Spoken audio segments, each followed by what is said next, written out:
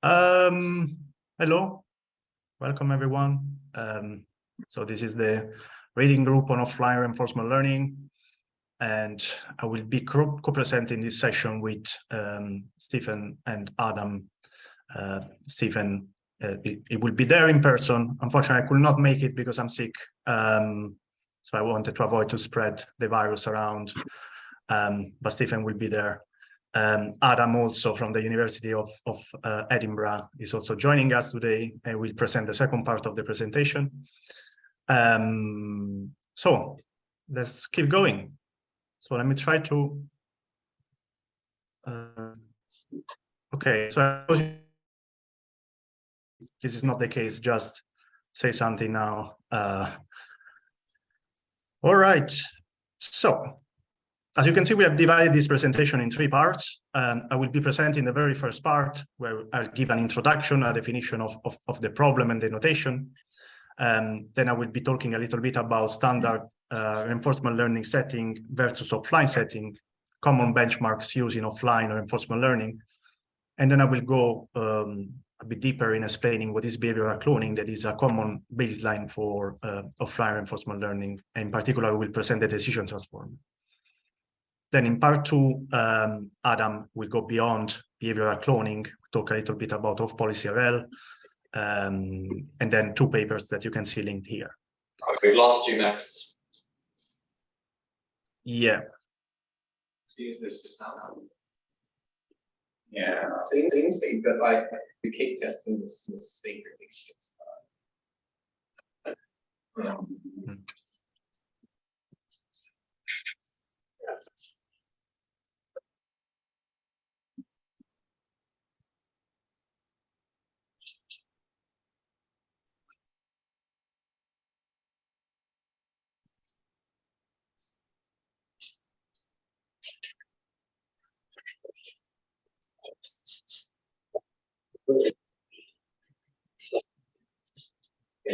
Maybe you should try to say something.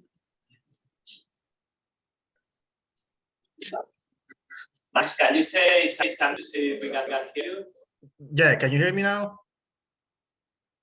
Yeah, it seems to just randomly drop out. That's quite strange.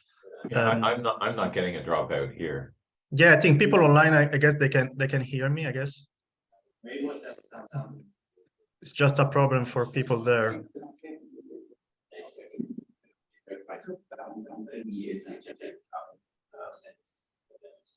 All right, I guess keep going. That's what will happen.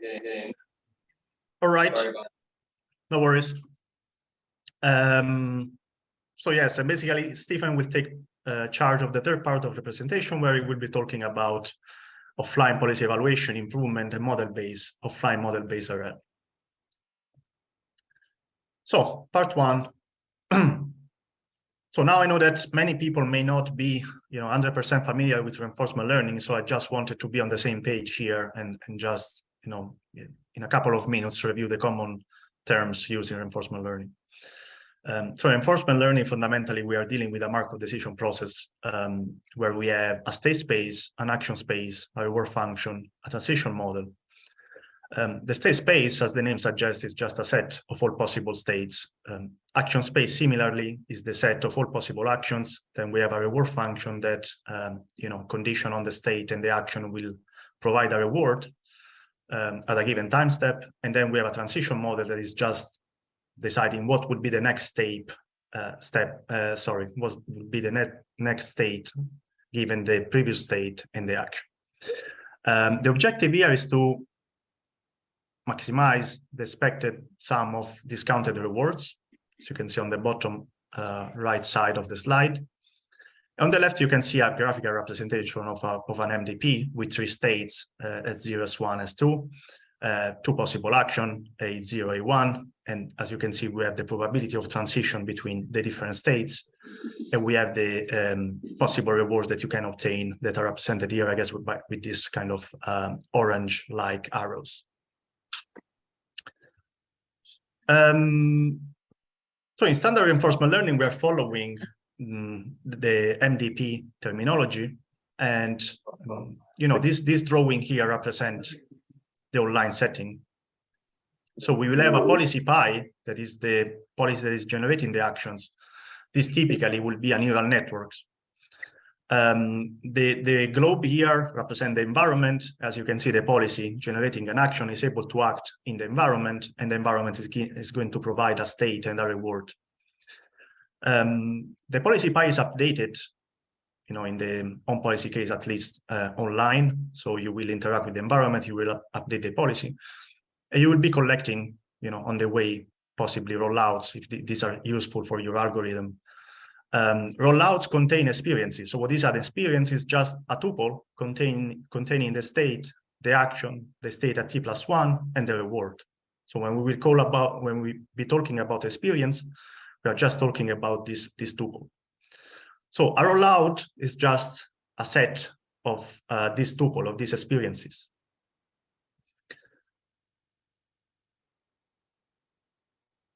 All right, so there are different approaches to deal with the standard reinforcement learning case. One of those is off-policy reinforcement learning. Now, Adam will talk a little bit more about this later on in the second part, but for the moment, the only thing you need to know is that in off-policy reinforcement learning, we also make a sort of distinction between a sort of behavioral policy, that is the policy that is going to act online, and a target policy, that is the policy that we are going to update with our algorithm. And in off-policy reinforcement learning, there is also the concept of buffer, that is a data set where we're going to collect our experiences, our rollouts.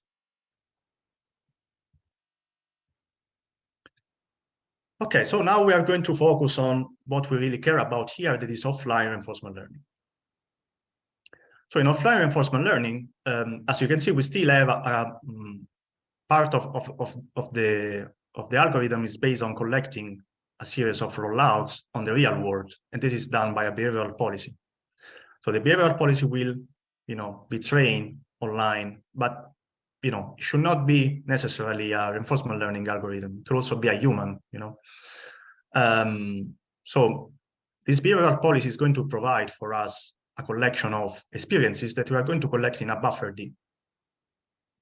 Now, in the second phase, we just have access to this buffer D. We don't have access anymore to the environment itself. So this is why we call this setting offline. So there is no more possibility to access in the environment, and we will see later why. But the idea is that we can train our policy just by accessing this dataset D. Then once we have trained our policy pi on this offline set of data, we can deploy it on the real world. In this case, we will interact in this case with the real world. So we will have our usual state, reward, action, and so on.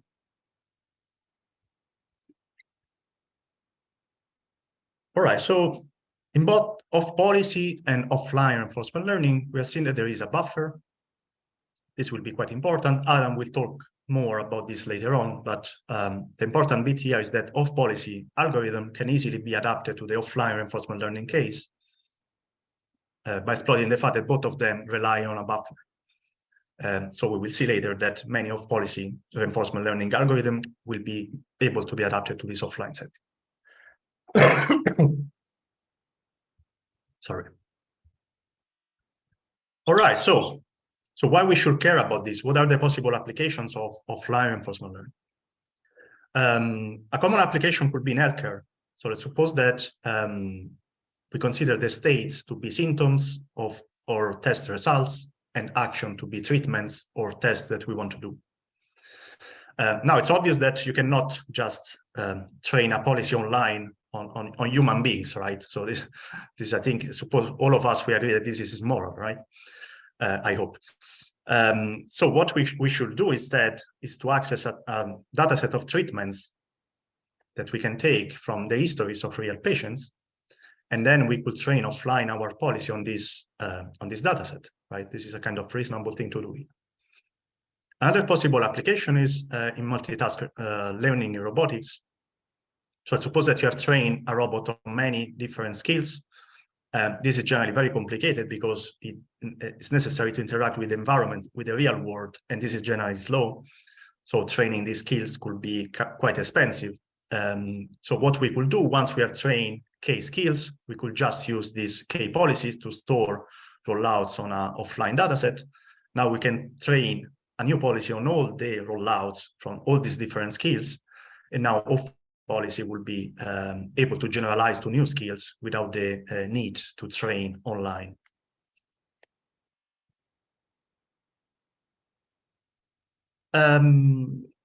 So people have been using different benchmarks, but the common benchmarks that are used in reinforcement learning may not be adequate here.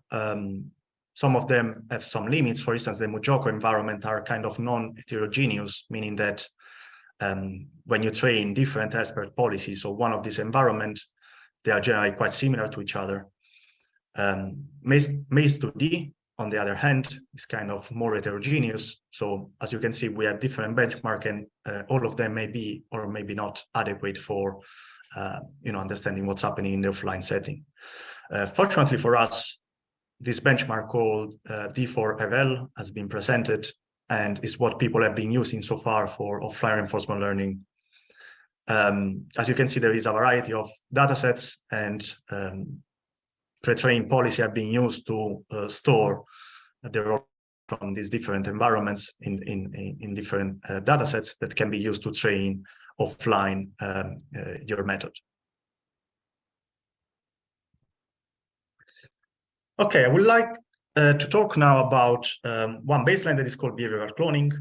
And this baseline is very simple, but nevertheless is quite effective. So the idea is the following. So we say that rollouts, what we have in our offline dataset, is just a sequence of experiences where each experience is just a tuple containing the state, the action, the reward, and the state at t+1. Now, what generally people do when train a behavioral cloning baseline is to say, okay, let's suppose I don't care about the reward and the state at t+1, I just care about the state and the action. Now you can see this as an input and output, and this will correspond, therefore, to train a standard method with supervised learning by providing as input states and having as output actions. Now, the input states could be different things, could be images. For instance, if you are dealing with Atari games, they could be a continuous vector if you are dealing with a control problem. In the action, at the same time, they could be different things. They could be a discrete action, so you will be doing something like classification, or it could be a continuous output, so you will be doing something like regression. But the important bit here is that you could consider these tuples like IID data, and so you can just use standard supervised learning to train your policy on it. Now we will see that there are some behavioral cloning methods that are a bit of some sort of hybrids, like in decision transformer. For instance, we are still considering the reward in our offline data. So this is not completely true that we are disregarding the reward here. So some methods are still using it. So why we should use behavioral cloning? Well, there are some advantages. For instance, it's very easy to train, right? So you're just doing standard supervised training. You could parallelize very easily the method on GPU clusters. And now you can use all the tools and tricks that people are using in supervised learning. Disadvantages, we will see one of those quite serious one is distributional shift. Another disadvantage is that, as I said, they don't exploit rewards as source of information. This is not completely true, okay? We will see later that some methods do this, but overall, you may not be exploiting, all the information that you have at your disposal. So if we compare what behavioral cloning is doing and what offline reinforcement learning methods that Adam will present in the second part are doing, we will see that there is a kind of a difference here. So behavioral cloning just tries to fit expert trajectories as best as possible, while offline reinforcement learning methods will try to distill a policy from a more heterogeneous dataset. Okay. So this particular characteristic of standard behavioral cloning methods is actually is a good thing, but at the same time, it creates a problem that is called distributional shift. So let's suppose that this was our training trajectory, okay? So we have trained our, let's suppose that the policy is a neural network, so we have trained our neural network to simulate this offline trajectory. Now, what can happen is that at some point, by chance, for instance, if you are in a non-deterministic environment, there could be a a random transition in the environment that will basically generate a fork between the training trajectory and the trajectory that you are experiencing at the moment. That here is represented by this black circle. So once you have a divergence between what you have learned during the training phase and what the experiences and the states that you are seeing now online, this is called distributional shift. Now the policy may not have seen at all that states during the training phase. So you may start to have a compounding effect where you may do a mistake. So wrong action generates, a different state, wrong action, different state, and so on. So this distributional shift would be quite catastrophic, as you can imagine, in some setting. And this is one of the limitations of behavioral cloning. Now, just to give you an experimental, proof of this distributional shift, I provided here some experiments on this particular Mujoko environment that is called Hopper. So the goal here is to basically hop with this kind of leg-like agent, going as far as possible, as fast as possible. Now, what I did, I just took a SSE algorithm. This is a standard reinforcement learning algorithm, and I trained this online, so with interaction with the environment, in the standard version of the environment. Then what I did, I take the SSE policy, I generate 100 trajectories, and then I created this offline dataset of these 100 trajectories from SSE. And then I now train by behavioral cloning offline on these 100 trajectories, a new neural network. Now, what you will see in the column called none is that the reward of the SSE and the reward of behavioral cloning are very, very close to each other. So in the standard environment, we are achieving what we wanted to do, right? So behavioral cloning is imitating the expert policy. And then what I did, I took the environment and I modified some of the joint of this agent. So there are 4 joints in particular. And what I did, I changed the mass of each one of these joints independently, increasing the mass by a factor of 4. And then I took both the SSE policy and the behavioral cloning policy, and I try in these 4 new environments. As you will see here, the distributional shift is starting to appear, because the performance of BC would be overall, in most cases, lower than the one of the SSE teacher.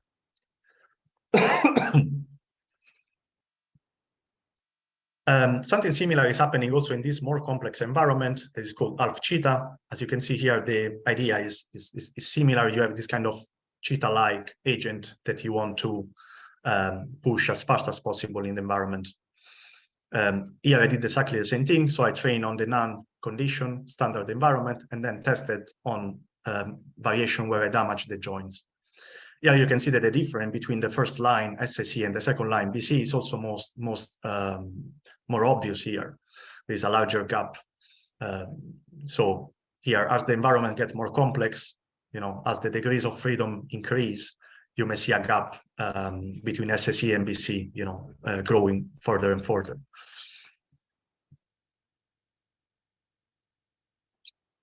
All right, so before I say that behavioral cloning was only using state and actions to train the policy, this is not completely true. There have been people that have been trying to condition behavioral cloning policies on different things. For instance, you can condition it on future goals, on future events, or on future rewards.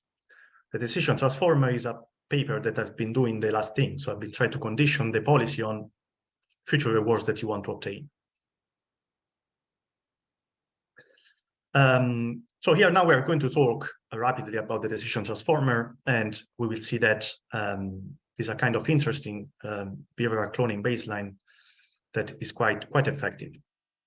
So the idea in decision transformer is the following. So we take a standard transformer like GPT, and we are going to adapt this to the reinforcement learning case.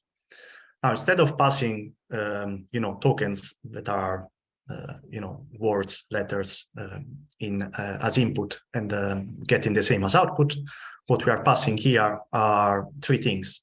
the return, that is just the sum of the rewards that you're going to get from state t until the last state. The state, that could be an image, like in this case, or it could be a vector, and an action that is, it depends if the action is discrete or continuous. This could be a a vector or a number, a scalar. So what we do at training time is the following. So we are going to fit, the return and the states, and we're trying to predict the action. So this would be, for discrete action, would be a classification problem, where we're trying to predict the action condition on, the previous return states and actions.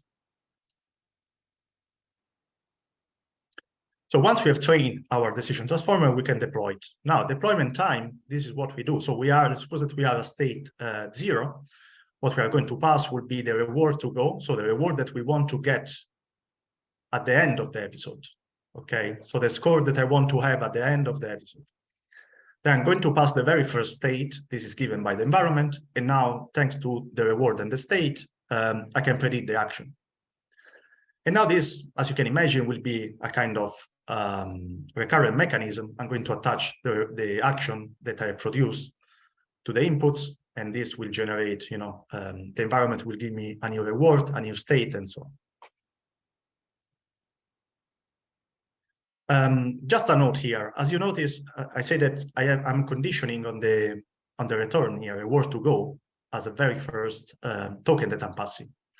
So what does it mean? It means that I can decide in advance what's the score that I'm going to get at the end of the episode. So if I'm going to condition on a high reward, this means that I'm trying to simulate players that are expert, right? If my reward is low, it means I want to simulate players that are beginners. So this will provide the model with the ability to simulate different type of players.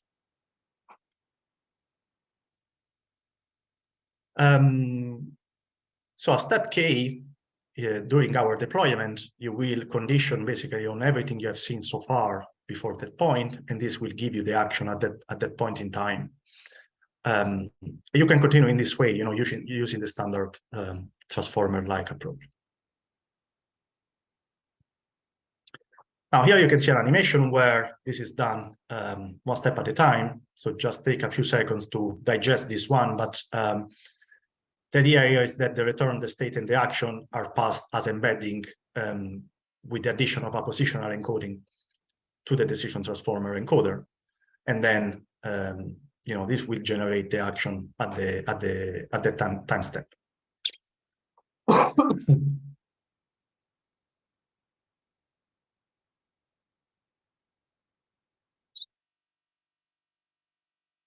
All right, so let's see how this method performs in practice.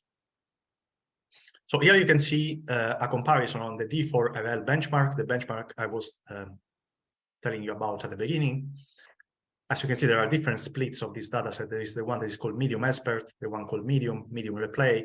These are just different split of the dataset with experience taken from expert policies or medium expert policies and so on. So the decision transformer is the very first column here on the left. The methods that go from the second column up to AWR are basically all of fly reinforcement learning methods. And then at the end, you have a behavioral cloning, standard behavioral cloning baseline. So without the transformer mechanism, just a standard neural network. Now, the interesting bit here is that across all these datasets and environments, decision transformer seems to do pretty well. And since here also to outperform some of the offline reinforcement learning methods. Now, one question that someone can ask is, okay, but do I really need to condition? Do I really need a context of a specific length to do well? In this table, the answer seems to be yes. So you need to have to concatenate, your previous states. In this case, up to 50 of them for Pong, up to 30 previous states for the other games, in order to have good performances. So if you reduce this context to 1, meaning that there is no context, you're just looking to the previous time step, then as you can see, the performance dropped quite substantially. Another interesting table is this one.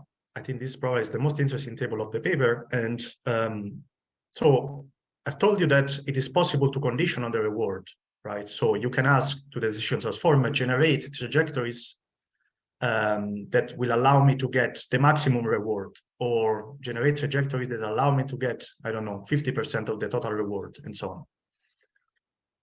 So here, for different environments, you can see the green line representing the optimal, behavior that you are expecting to see. So if you want a reward of 200 for breakout, then the performance at the end of the episode should be 200, right? If you are asking for a reward of 100, then the reward should be 100. So as you can see, this line is basically the green line is what you should see. The decision transformer is represented by the blue line. So here we are conditioning the decision transformer on different type of rewards, and we are expecting to see, follow this green line. There's also another important line here is the vertical one, this kind of brownish one, and this represents the best trajectory in the dataset. So the reward associated with the best trajectory in our offline data. Why this is important? Because it's telling us what's the best thing that the model has seen in our dataset. So you can see that in some cases, this is quite low, some cases a bit higher. So what you will notice here is that in some environments, you get a more or less kind of adequate fit on the green line, for instance, on a hopper, partially on worker. But on other datasets, this reward condition is not working very well. For instance, on QBERT, it's not working very well at all. And on Pong, for instance, at some point, it's not working very well. Cheetah the same. And you will notice that sometimes there is a drop in performance as we move on the right side of this best trajectory in the dataset. This kind of makes sense. It means that the basically decision transformer is not able to generate trajectories that are better than the best one seen so far. So it's basically not able to do better than the expert policy that I've seen in the dataset. Playing a little bit also with this code, I also noticed that yes, this kind of reward condition is actually not very effective in practice, and it really depends from the type of dataset that you're using. In particular, here, as you can see on the caption, they are being using a medium replay dataset, and the medium replay is a good one because it's kind of exposes you to a large variety of trajectories. So trajectories that are from expert, from beginners, random policies, and so on.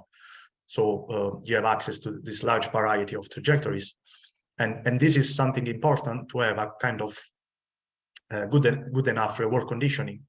If you're just training with expert policies, the reward conditioning mechanism doesn't work very well.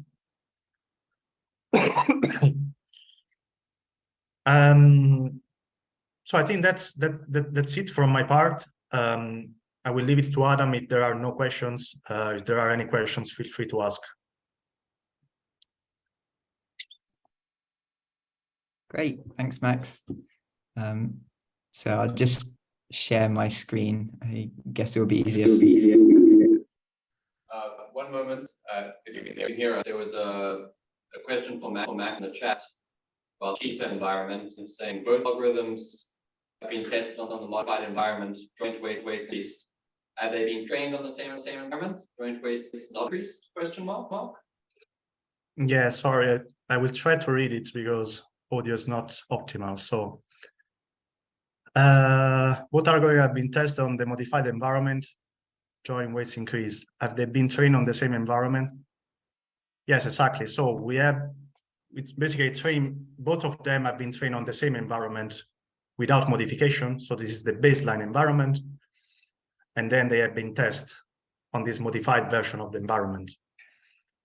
But as you saw on that slide, the main difference was that the behavioral cloning baseline was suffering of a distributional shift. So it was not possible to generalize to this new environment because there were, set of states that have never been seen so far.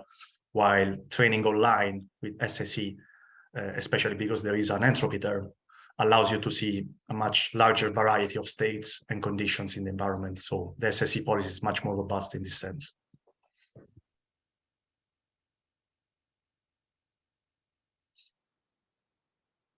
All right. So if there are no more questions, I guess we can move to Adam.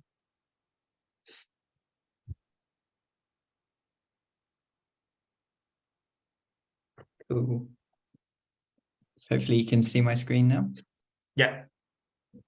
Great. So yeah, I'm Adam. I'm at the University of Edinburgh doing a PhD in the Bayes-Watch group with Amos Storkey, and I'm currently working on offline RL. So Max kindly asked me along to talk about some of the work and papers that I've been looking at. So I'm going to talk about applying off-policy RL, originally developed for the online setting, to offline RL and some adaptations that need to be made to make it work well. And in particular, looking at two papers that try and do this. But I'll start with a bit of a review of off-policy RL as well, so that hopefully everybody's up to speed. So I suppose the first thing is just to consider why we might want to apply off-policy RL to offline RL. And the reason is really, what if we want to improve on the performance of the agent that collected the offline data? So that might be that we have some human-based data and we want to get superhuman performance, or it might be just that we have a bad policy, say random data, and we want to get better performance than we've seen in the data. So one strategy for doing that might be to use return conditioning, as in the decision transformer that Max just presented. But as we saw in those kind of final plots in that last slide, return conditioning seems to work well when you have a varied data set and you want to get a performance that kind of lies within the distribution of the data set.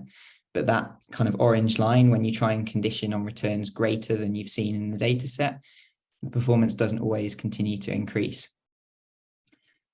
Another option might be percentage behavior cloning. So we could say order our trajectories by their returns, filter down to say the top 10%, and then just behavior clone the kind of best performing actions in the data set. And that can work well, but again, it's only going to give kind of performance that's within the range of what we've seen in the data set. Another option that I want to mention very quickly is advantage weighting. So advantage weighting is another simple idea where we just want to upweight behaviors in the offline data set that do well. So the objective for this, it's a fully supervised approach again, just like behavior cloning. So without this exponential term here, this is effectively just behavior cloning because we're maximizing the log probability of actions in the data set. But what we can do is we can add in this exponential term with a temperature parameter that's just going to upweight the probabilities of actions that have a higher return. So a beta of an infinite beta would just give behavior cloning, but as we reduce beta towards 0, we increasingly upweight good behaviors, and in doing that we can start to do slightly better than the average performance in the offline data set. But another approach that I want to focus on is just to apply off-policy reinforcement learning, because after all, there's been a lot of work on developing algorithms that improve the performance to try to maximize the return. So can we apply those to the offline case? So first, just a bit of a review on off-policy RL to introduce some of the key algorithms that I'm going to be talking about how they can be adapted. So as Max mentioned at the beginning, off-policy RL algorithms are algorithms that are able to learn from data collected from a policy which may be different to the current policy, which is trying to optimize the return. And usually in the offline sense, this is basically a previous policy that has collected data that's been stored in a replay buffer. So a very simple example of an off-policy algorithm would be Q-learning. And hopefully people are familiar with that. But here's just a kind of outline. So what we do in Q-learning is we collect data points or experiences, as Max termed them, using some policy, and we add them to a replay buffer. And then what we can do is sample from that replay buffer experiences and use those in our optimal Bellman equation to learn a Q function for the optimal policy. And so this was actually one of the two things that were introduced in deep Q learning to make Q learning work with neural networks, was this adding to a replay buffer and random sampling such that we have more IID updates. So we're kind of decoupling the collection of experience from the learning from that experience. And in the original DQM paper, N and K here were set to 1. So for every experience we collected, we would do 1 update. But of course, this can be decoupled, and we can often get better sample efficiency by having more updates based on the data that we've collected. And in particular, this is off policy because of this max operation here, which is trying to learn the Q value that's consistent with the Bellman equation when we take the action that maximizes the Q value at each state. But as the action space increases, we can't just take a max in a trivial sense anymore, or for continuous actions. And so what we need to do is generalize Q learning to continuous actions. And this is one way of motivating actor-critic architectures. So as before, we have a critic that learns a Q function, but now we have an actor that learns to maximize that Q function and choose the action that corresponds to maximizing it. And these two functions are normally optimized in parallel. So this is an example of generalized policy iteration.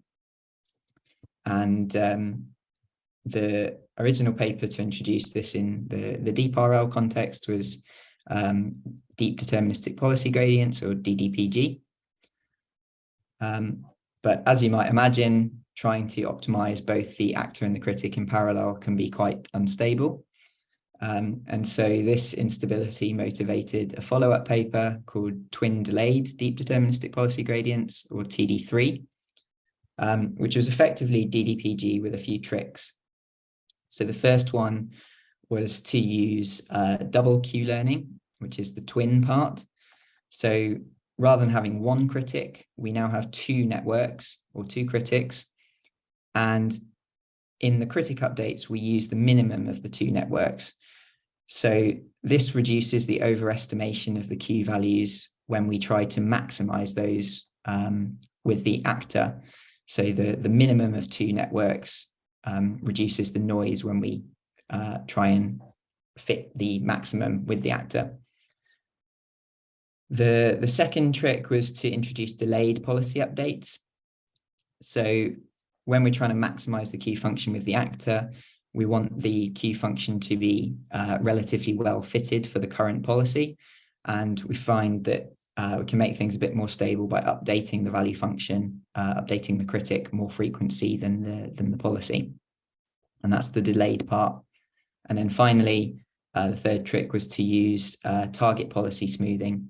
So just to add some noise to target actions to avoid some local optima. And then in parallel, there was also soft actor critic, which was another off-policy actor critic algorithm, but motivated from the maximum entropy RL framework. And this makes it a bit more robust because now we're trying to maximize the return while acting as kind of randomly as possible. But this quickly adopted some of the TD3 tricks. So in particular, the use of twin networks, which is going to be important later on, and the delayed actor updates. And both SAC and TD3 are regularly used for continuous domains in the online setting. And as we'll see, for a lot of the tasks on D4RL, the benchmark that Matt mentioned, we need to consider the case of continuous actions. So these algorithms would be well suited for those environments in the online sense. Okay, so now we can consider applying these algorithms to offline RL. And if we naively did that by just treating the offline data set that we're given as the replay buffer for these algorithms, we can apply them and we can learn a policy. But this usually doesn't work very well. The reason being that as we learn the actor and critic to optimize the returns, the policy and the Q function start to go out of distribution of the training data. In the online sense, as this happens, the agent is then collecting more experience that provides feedback on any extrapolation errors that we get, which keep kind of provide more data to keep the policy and the Q function in distribution. But without additional interactions, as we only have a fixed offline data set, the values become noisy, and often the policy then just ends up collapsing and giving similar returns to a random policy. But this distribution shift is inevitable if we try to get a better performing policy than we see in the data.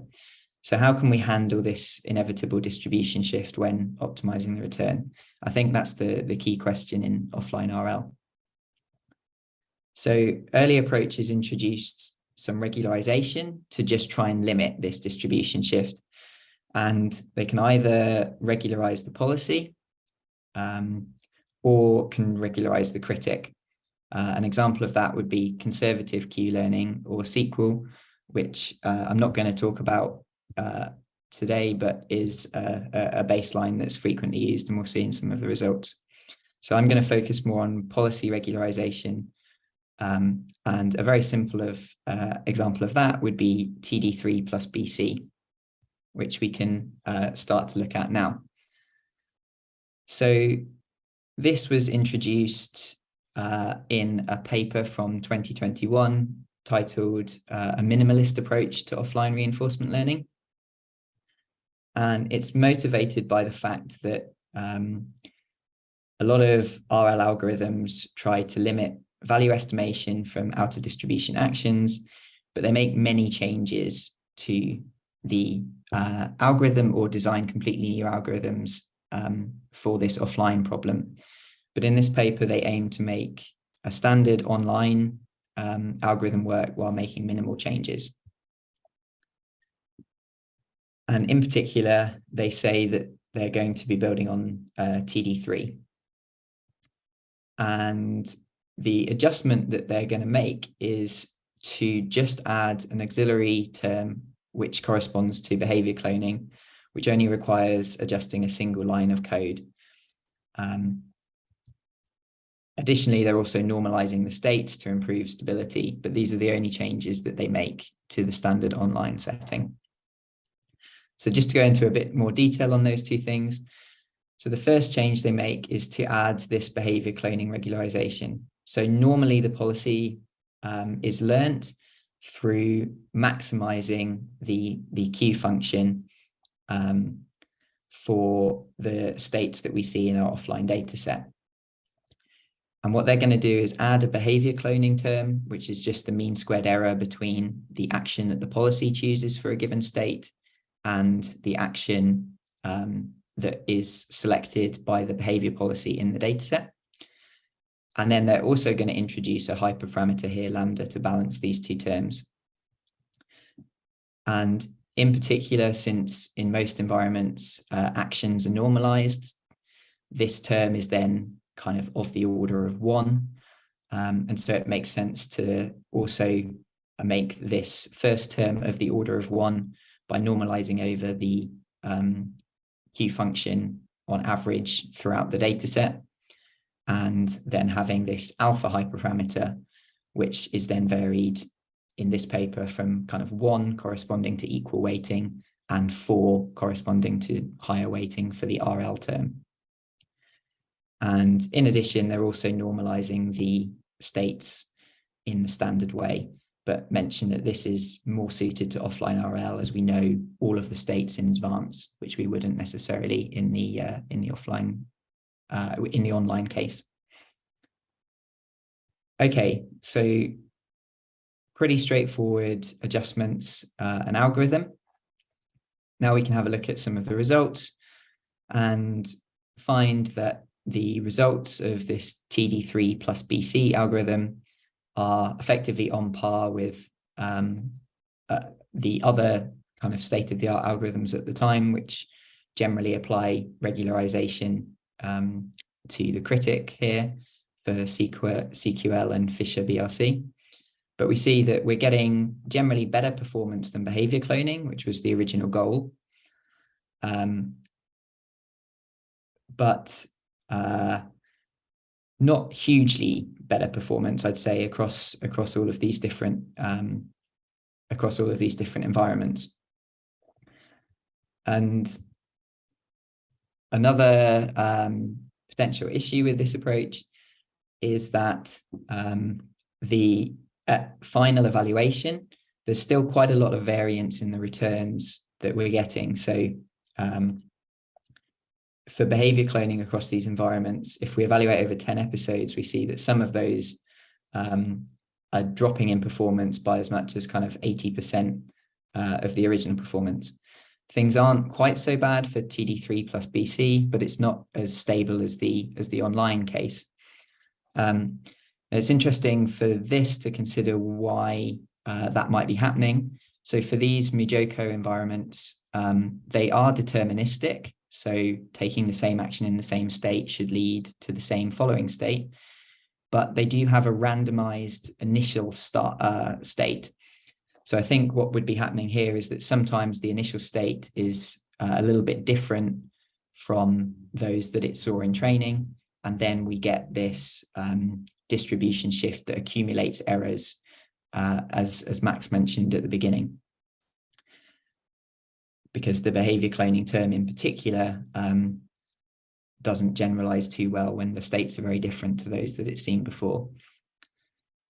And inherently, I think this approach is kind of trying to train two conflicting objectives. So on the one hand, we're trying to learn a behavior that maximizes the return, but on the other hand, we're trying to learn a behavior that copies what we've seen in the data set. And these two objectives seem very different, and I think would be also very difficult to tune for a new environment if you only had access to the offline data set and you didn't necessarily know how easy it would be to get a better performance. And so I think that then motivates the second paper that I want to quickly review, which has an approach that I like a little bit more. So this paper is called Uncertainty-Based Offline Reinforcement Learning with a Diversified Q Ensemble. So the motivation here is that many offline RL algorithms are applying some kind of constraint or penalty, and they claim that this should underutilize the generalization ability of networks and fall into suboptimal solutions too close to the given data set. And they show that they can use clipped Q learning, which we'll go through in a bit more detail in a second, to substantially outperform the previous offline RL methods. So this paper was also from 2021, but slightly later.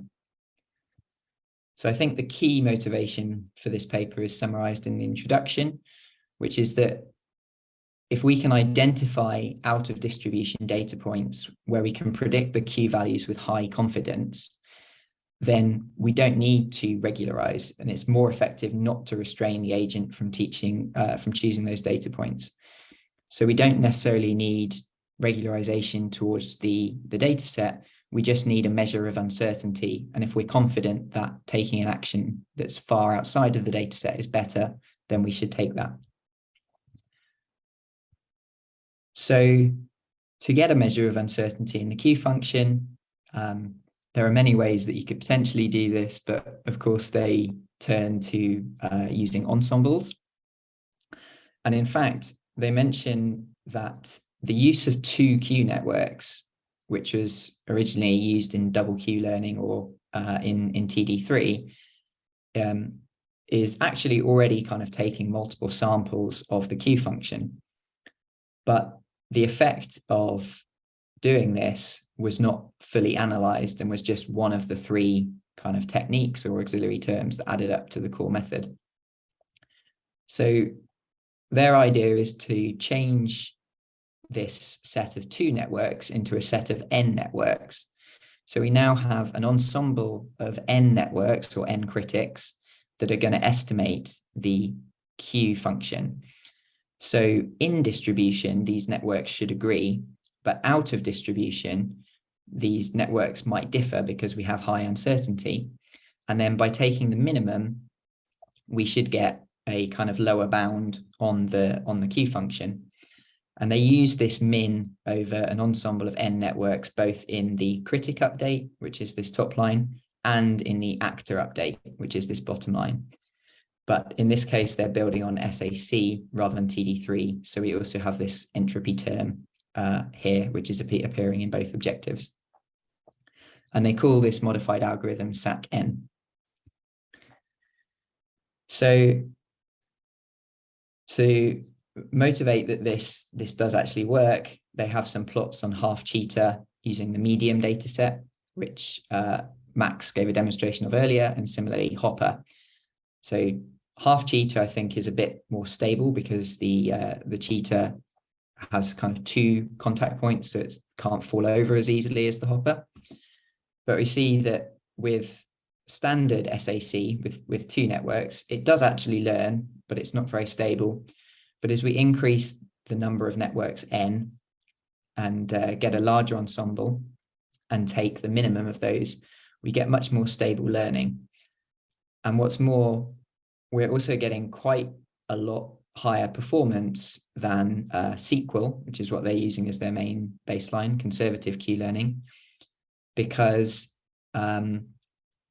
we're not just regularizing towards the data set, but we're considering uncertainty. And so in theory, are able to take actions that are further out of distribution. Similarly, for the Hopper case, we see that we're able to get better performance than SQL. But in this case, we find that to get relatively stable learning, we need to increase the number of networks in the ensemble a huge amount, up to around 500 for this purple line here. So the second half of the paper is on trying to reduce that number of networks.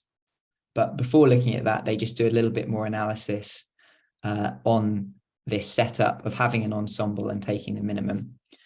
And in particular, quote this result here, which is that if we assume that the true Q function follows a Gaussian distribution, and then our networks are going to give us samples of that Q function, then the expectation of the minimum of n samples of a Gaussian corresponds to the mean minus some number of standard deviations. And that number of standard deviations, which corresponds to this quantity here, increases with the number n. So it makes sense, but just quantifies it with this equation. So increasing n corresponds to kind of taking a more pessimistic lower bound of the Q function.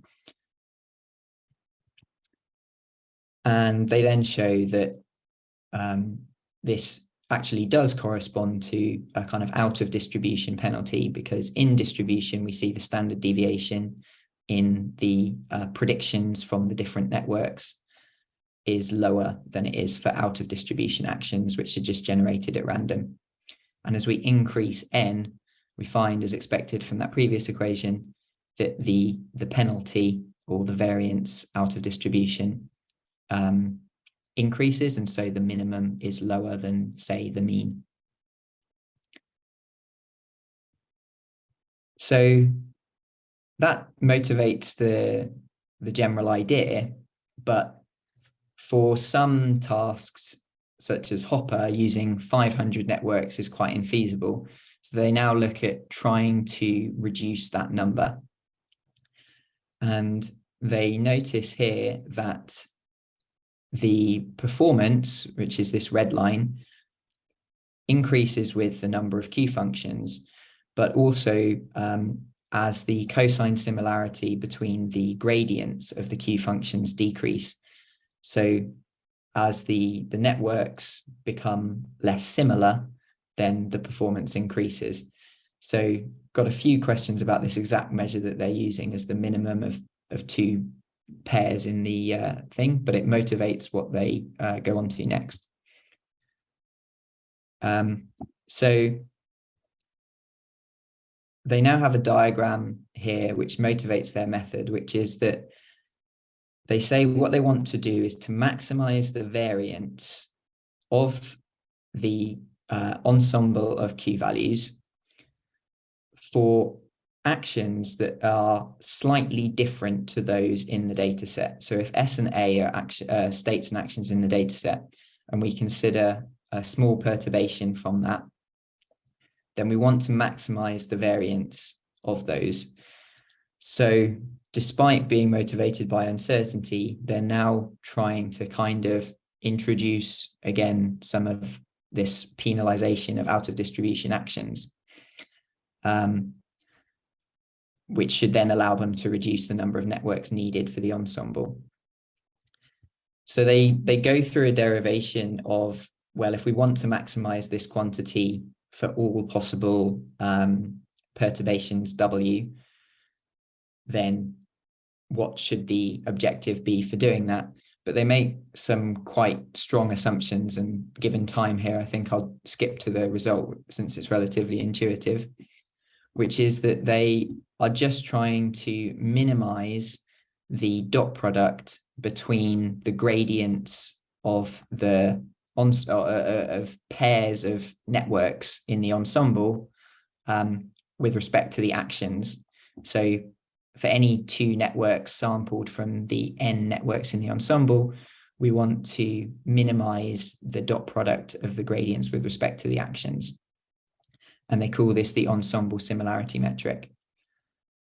So I find it interesting that this isn't really a domain or RL specific way of training an ensemble, but at the same time doesn't appear, or as far as I'm aware, in the usual literature on training ensembles of deep networks to predict a target. So that then gives their final algorithm, which they call Ensemble Diversified Actor Critic, or EDAC. And it's identical to SAC, as would be applied in the online setting, except for the changes in blue. So the first one corresponds to replacing the 2 networks with N networks, and doing that both in the critic target, so in the critic update, and in the actor target, and taking the min of those. And that gives SAC N. And then to further improve that algorithm, they have this modification here to add the auxiliary loss in the critic update based on this ensemble similarity. And that then gives the EDAC algorithm. So turning to the results on this, we see that these 2 algorithms both achieve very similar performances, as we might expect, and higher performances than many of the other baselines and previous methods. So in particular on kind of the full range of data sets from random through to expert, we're generally getting some kind of improvement, apart from on some particular data sets such as expert, where maybe performance is already quite close to optimal. And we're also getting kind of more stable performance, less policy collapse, and lower variances than just applying SAC directly. And as far as I'm aware, this paper is still state of the art on most of these MuJoCo D4RL environments. So this is papers with code, and it still seems to be the top performing method. But if anybody knows of any more recent methods, I'd be interested to hear. So then they do some more analysis of their results. So the first thing is just to look at whether their ensemble similarity metric or auxiliary loss does actually allow them to reduce the number of networks. And they find on the environments which are a bit more unstable, so in particular Hopper and Walker, where it's easier for the joints to actually fall over, they find that you can significantly reduce the number of networks. So they say here that the blue line corresponds to the number of networks needed to achieve the performance we've just seen for SAC-N, and the red line corresponds to the number of networks required to achieve the same performance. Not sure exactly how they've measured that, but with EDAC. So we can reduce here, for example, the number of networks from 500 down to 20. So their mechanism does seem to be working quite well. Another interesting analysis, I think, is to look at how out of distribution the actions are. So they measure effectively the mean squared error between the actions chosen by the policy and the actions in the data set. So 0 on these plots would correspond to perfect behavior cloning. And they see that while SQL is kind of very conservative, the distribution of actions taken is quite close to 0, and random is very far away, that both SAC-N and EDAC are choosing actions that are slightly less conservative, so able to get better performance than SQL, but aren't kind of completely drifting out of distribution. They also evaluate the method on the ADROT tasks, which involve a 24 degree of freedom robotic hand.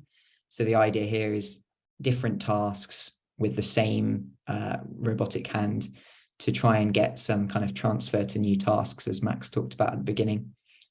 And many of these tasks are very difficult because the data sets are a lot smaller. So particularly for the human trajectories, there's only maybe a few trajectories to learn from, but they are able to learn in a couple of these tasks and get better performance than previous methods. But see, there's still significant room for improvement on some of these tasks in the low data regime. So to summarize that method, they've shown that clipped Q-learning can be used to construct an uncertainty-based offline method that outperforms previous methods. And they then propose a ensemble diversifying actor critic that reduces the number of networks required to make the method a bit cheaper. And they've achieved state-of-the-art performance with up to 90% fewer networks compared to just using a vanilla ensemble. So just to finish up before I hand over to Stephen, this is the paper that I've been kind of looking into and working on recently. So my thoughts on it are that the core idea of using uncertainty rather than regularization to control distribution shift makes a lot of sense. But I think the implementation can be improved. So building on SAC makes sense for these environments, I think, and it's well developed. But the ensemble similarity loss that they introduce seems quite empirical, and I'm thinking about how we could maybe get a better measure of the uncertainty in the Q function. And then secondly, with a more complete posterior Q distribution, how can you utilize that uncertainty in both the actor update and in the critic update to maximize returns? And despite these questions, the approach does seem to work very well in practice. Having played around with it, it's pretty stable, efficient, and gets good results, at least on these standard benchmarks. And I also like this approach because applying these online algorithms means that it would be easy to transition to the online or fine-tuning setting, meaning that you could use the offline data to solve the cold start problem of using a random policy and then continue online, or if you have a limited budget for fine-tuning from that point.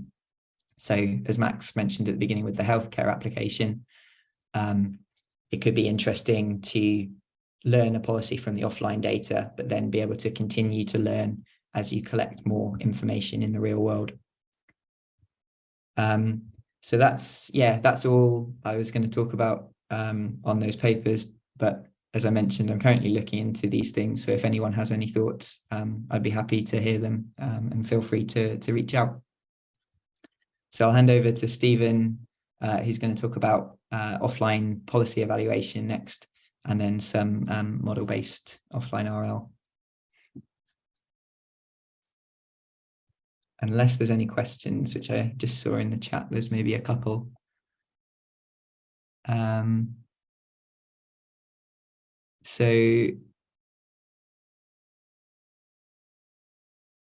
Okay, I think those questions are from previously, right? So there's no further questions.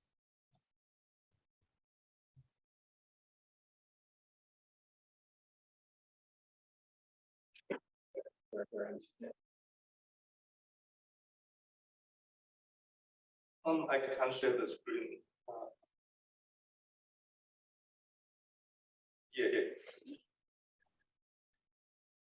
Yeah, I just stopped sharing.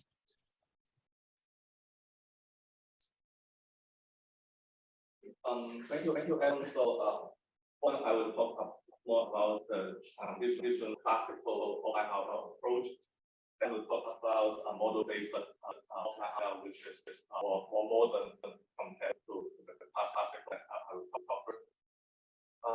So, if you want to turn on your cameras. Oh, okay.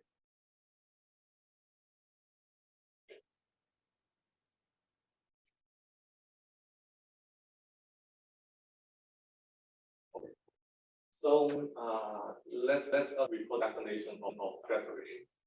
A trajectory is defined as all the state action step from the first time step to the terminal time step edge. Some people will include the reward here, but I will let it for simplicity. And you can compute the distribution of any trajectory. You have the initial state distribution, the position, and the distribution. Here, so there are three terms here compute the trajectory probability distribution, and in RL we want to maximize the expected return. Our return is defined as the sum of this time before, and so you maximize the rate here. You want to find the policy that can maximize the return. So, you want policy evaluation. The question is that even a set of trajectory generated by some behavioural data. Could you evaluate the performance of a new policy? That is what is JIC, and this is very different from the usual offline policy improvement problem that you want to put a policy IC that maximize the performance given the data set. And the question of offline policy evaluation is important because your deployment of the policy has high cost. Then you should evaluate using your offline data set instead of policy in the real world. Like if you are learning policy in some healthcare domain, controlling the level of insulin injected to diabetes patients, don't want to test policy in real world. You don't stand to be safe or using this policy in real world. So why we need this offline policy evaluation. And so, to the traditional approach, offline policy evaluation is used important consent, and we see that the derivation is not very difficult. In the first slide, this is the definition data, which is the sum of this time report. And in the second line, we use important element to adjust for the different distribution that's the trajectory comes from. And you and out the term. Term or the probability of the trajectory, we see that actually most of the time can show out, including the induced state distribution and probability transition function show out. So at the end, you will only get ratio of the policy function as shown here, and you can use Monte Carlo estimation to estimate this value. where WIP is the important weights, which are based of all the ratio of the policy from time step 0 to the last time step edge. So in brief, you have a bunch of trajectory. You just compute the return of each of the trajectory, and then you multiply the trajectory return by the appropriate importance weight. You will get your estimate. And this is an unbiased estimator and strong hypothesis.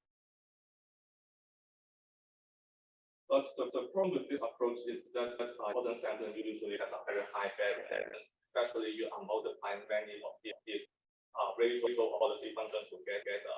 So imagine that if any action in the trajectory that has full probability under your target policy, then you will have around 0 policy ratio, and the importance weight for the entire trajectory will be close to 0. So in practice, you use this to estimate the return of a new policy. The importance weight will usually just equal to 0. And to get the variance, many variants of this importance sampling has been proposed. The first one is weighted importance sampling. So we simply normalize the importance by all the importance weights at every trajectory. And it can be shown that it is biased, but also consistent. And another technique is called precision importance sampling. So notice that the reward, the reward at time step T depends on the states at time step and the actual state at time step. So we do not need to adjust the reward at time step T by the policy ratio at time step T plus 1 and after. So we just omit them and only normalize our reward at time step T by policy ratio from time 0 to time step T. And so this would equal variance of your importance weight as the later part of the importance weight is greater. But still, all these estimator would have a high variance as they would easily degenerate rates. And better technique is for the robust estimator.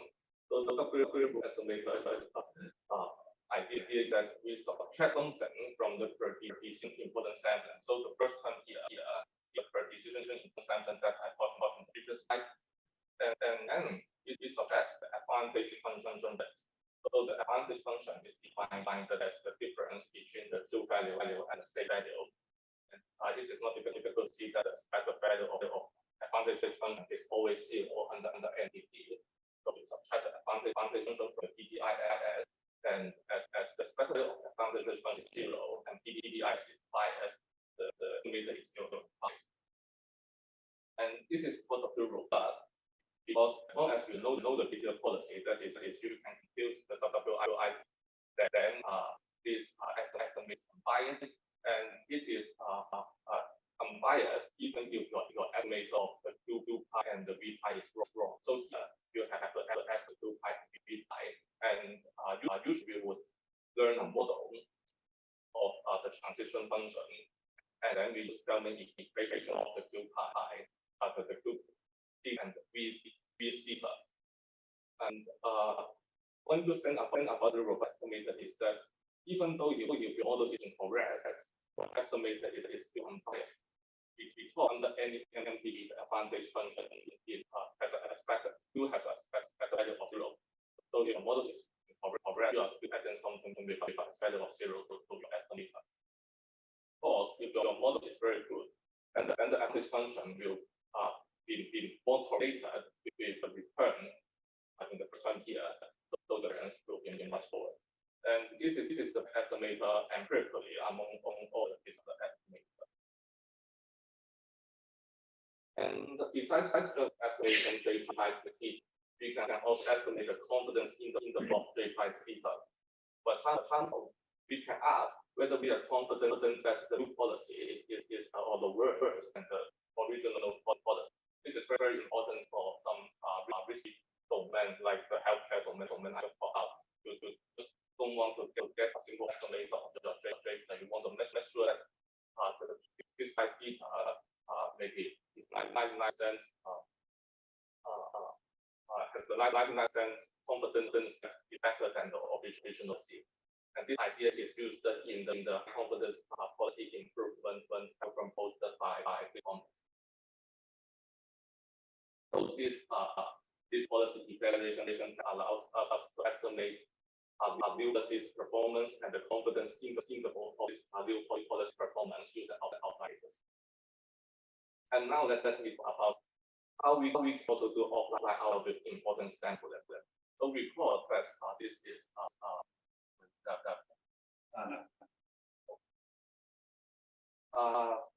recall that in policy gradient theorem we have this term here.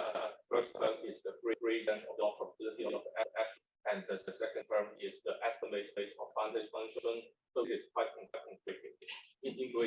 As it says that your return is also then use repeat or add more by doing gradient on that action, and you will return negative, then you should do less action by gradient sample.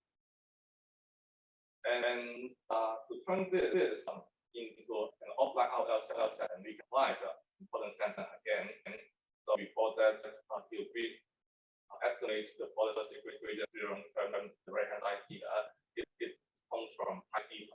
So we have to adjust for the important ratio shown by the divided by ratio here, and we use the technique to derive our multi-color estimation of this radius of the return. And so we will get another idea. It's quite similar to how we derive the evaluation estimator, and so we can have the various form of important sample, like weight important sample and prediction important sample, and deals the variance of these ranges. And one thing to that is that due to the behavior policy is not different from the type policy.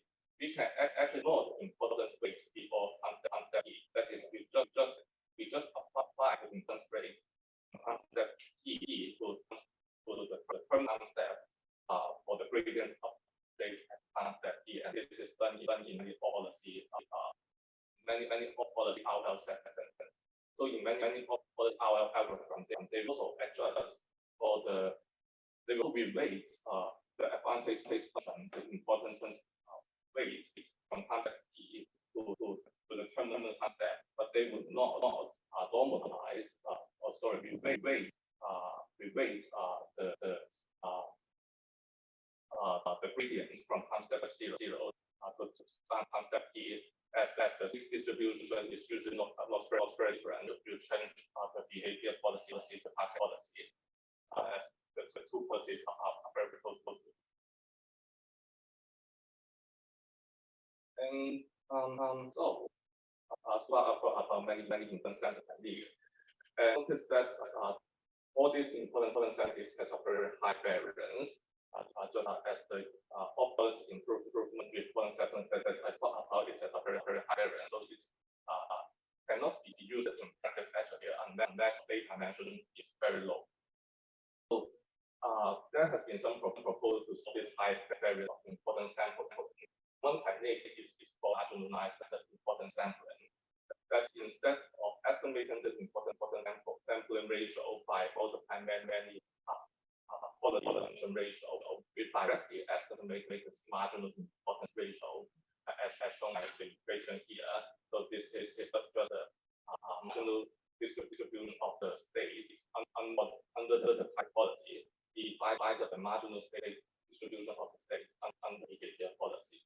So if we can compute term, we can directly put this term in policy gradients updates and replace it with IHG here. And how can we become this term? So actually, if you know the formula, you will find out that it's follow classification very similar to gap update, and you can derive it similar to how we determine equation for the state value and action value. And you can this equation for balance state, just like how you determine equation for state value, so the balance state for the state value. So in the equation here, basically you want to minimize the square difference between the left-hand side of this equation and the right-hand side of this equation, and give you a gradient descent on the square between the left-hand side and the right-hand side, you will get the linear equation. And this marginalized modern standard is very good, as it's the first time that important sampling can be in bit out per second. So in the paper, they use offline data generated from a random unit policy, and they have a deep neural network that outputs the policy, and also the estimated state marginal ratio according to this slide, and they update the estimation using the dependence here, and then they update the policy function using the policy gradient theorem with the importance weights computed by this state marginal importance ratio, and the result is that they are able to train their deep neural network to play in the Atari game with some decent performance.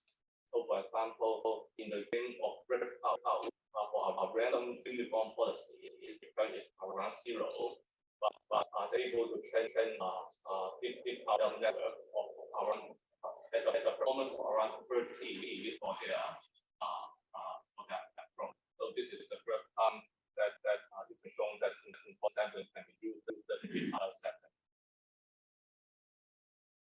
And so we have thought about many different methods of apply out of the first. We talk about the particle of the RL. We use important sampling, and then the method is that we minimize the validation directly if we use the formation. So that's the direction of particle of RL. I go into detail here. And the problem with particle of RL is that it only works well with low dimensional state and action space. But for example, the important sampling usually with high variance. So if your state is very high dimensional, they can't work well. And then second, the quality constraint method, like the DD3 see that Adam talked about. So the idea is that we use our algorithm that constraint quality to be close to behavior policy. But the problem with this approach is that the performance of the policy trend that will be limited by the performance of your behavior policy, because we want your policy to be close to the behavior policy. And thirdly, we also have uncertainty-based method. For example, we estimate the uncertainty to value optimized in this version of this field. And lastly, we also have this model-based method that I'm going to talk about now. And so in model-based method, we directly learn transition function and the reward function. So the learn function is called in reward learning. So our model is basically the prediction of the reward function and the transition function. And then after having the transition function and the reward function with MDT, and then we can see solve the learned MDT using online algorithm. The first question of model-based method is that whether your data set is diverse enough to learn a good model. If you want your model to be good, you need a lot of data. It is much difficult to learn within the state and just go back. And even if your data set is diverse, you still face problem of distribution shift. So in this simple illustration, they want to find the star that maximizes fs, and you can train a deep neural network on fs, which is shown by blue curve here. And let's say that your distribution of s is more distributed in the left-hand side and the right-hand side. So your blue curve can fit the left side and the right-hand side output. But for little parts of that totality of data, it does not very well. And then you just directly maximize learned fs. You can see that we are maximizing true fs plus the generalization. So here you see that the maximized point given by the learned fs true maximum response of the FS. So basically, you train an RL agent using your model. This will somehow manage to maximize the error made by the model instead of the true return function of the underlying entity. And that's the problem of distribution shift. And in online RL, it won't be a problem because the distribution of S will move the broadly maximize the point as you optimize your RL agent. And then the model will be up to reduce the error as now the S is more concentrated in the middle part. So in RL, this is no problem, but in offline RL distribution shift problem, and it is more severe when we use neural network as the model. And how can we activate this problem? The basic idea is that we set an uncertainty from the model from the reward function, just like uncertainty output of estimating the value.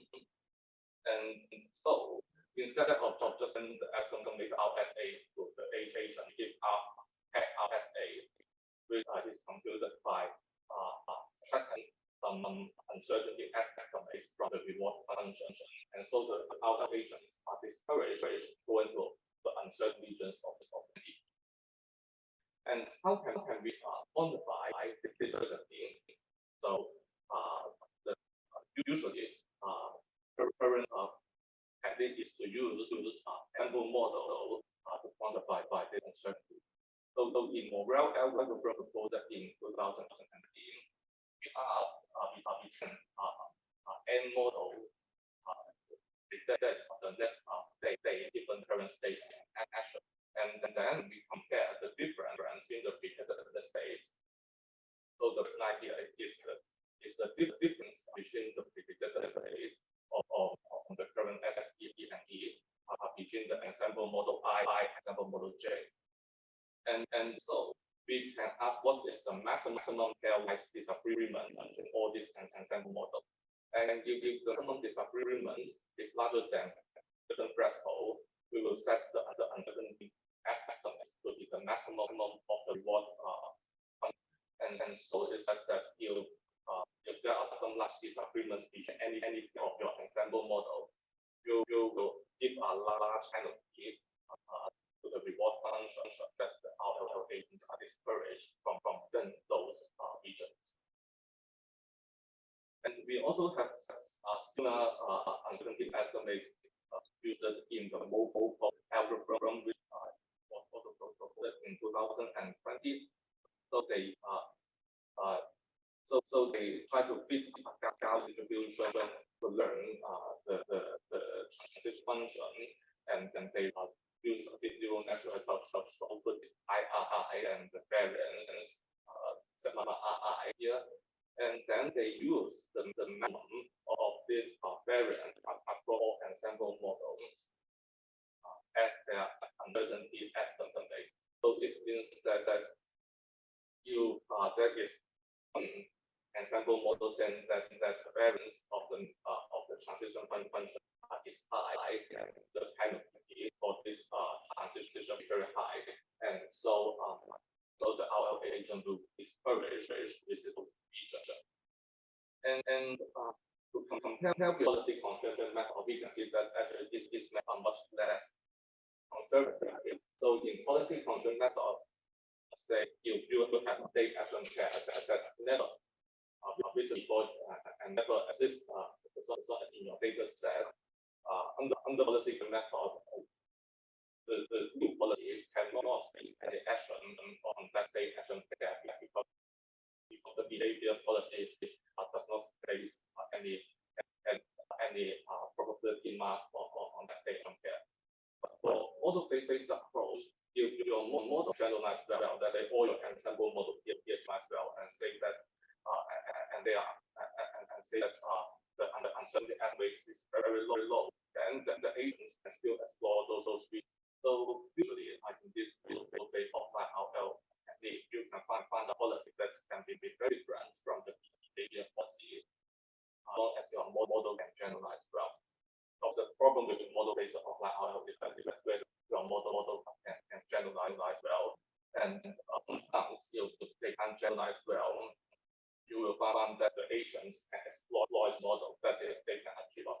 version model, but in the true NDP, they achieve a very low return. That's the problem model-based of IL. And so recap, we have about 4 different types of IL technique. The first one is classical of IL, which is mostly based on pattern sampling. Second is the policy constraint method, which is about constraining the new policy goes to the behavior policy. And the third one is certainty-based method. We optimize as a listed version of the field value and model-based OL method, where we directly learn the function and the reward function, and then we solve under MDP, but we also from uncertainty estimation to discourage the agent windows in certain region of the model. And the end of my presentation. Thank you.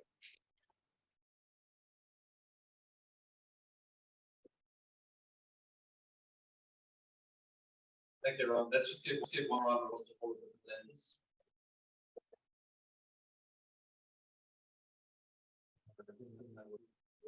Time that's ended here, and if there's questions, I'm sure you can read out.